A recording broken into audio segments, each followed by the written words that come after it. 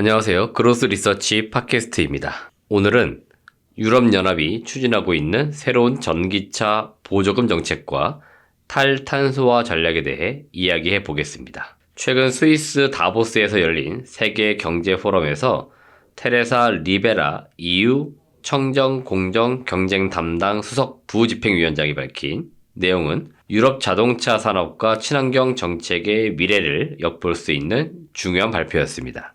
먼저 EU는 전기차 수요를 촉진하기 위해 전역적으로 적용되는 구매 보조금 계획을 검토하고 있습니다. 현재 많은 EU 회원국들이 각기 다른 조건으로 전기차 구매 보조금을 제공하고 있지만 이러한 지원 방식의 비효율성과 불균형이 문제로 지적되어 왔습니다. 특히 독일의 경우에는 2023년에 자체 보조금 계획을 갑작스럽게 폐기하면서 전기차 판매가 급감한 사례도 있었습니다. 테레사 리베라 부집행위원장은 이러한 상황을 해결하기 위해 범유럽적인 접근 방식을 제안했습니다. 국가 간 경쟁을 유발하지 않고 전체적인 전기차 수요를 촉진할 수 있는 통합적인 보조금 체계를 구축하겠다는 것입니다. 이와 함께 EU는 중국 전기차의 시장 점유율 급증에 대응하면서도 세계무역기구 WTO 규정을 준수하는 방안을 찾기 위해 노력하고 있습니다.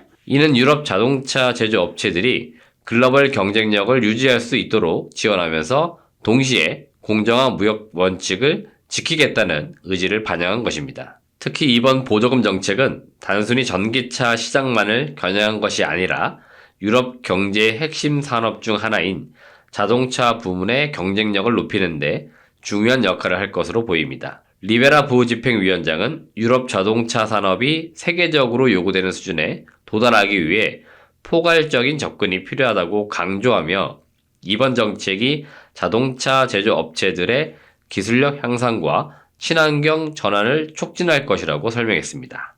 그런데 이번 논의에서 중요한 점은 2035년까지 내연기관 자동차의 신규 판매를 종료하겠다는 기존 EU 정책은 변경되지 않았다는 점입니다. 리베라 부위원장은 이 목표에 대한 확고한 입장을 보이며 이미 전기차 전환에 나선 선도 기업들이 피해를 보지 않도록 해야 한다고 밝혔습니다.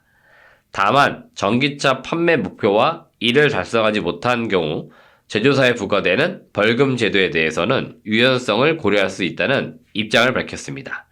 이는 산업 변화의 속도와 유연성을 조화롭게 관리하려는 노력으로 볼 수 있습니다. 더불어 리베라 부위원장은 EU가 자동차 산업을 넘어 전체적인 친환경 산업 지원에도 힘을 쏟을 것이라고 강조했습니다. 그는 EU 보조금을 받은 외국 기업의 기술 이전 등의 조건을 부여할 수 있다며 유럽 내 친환경 기술 확산을 위한 제도적 장치를 마련하겠다는 의지를 밝혔습니다. 이는 단순히 환경 문제 해결을 넘어 유럽의 기술력 강화와 지속 가능한 산업 생태계 구축을 목표로 하고 있음을 보여줍니다.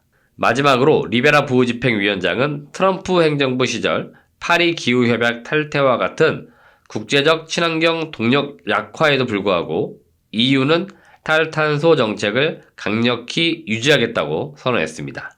이는 유럽의 기후 위기에 대한 책임을 다하고 글로벌 환경 리더로서의 역할을 이어가겠다는 강력한 의지를 나타내는 부분입니다.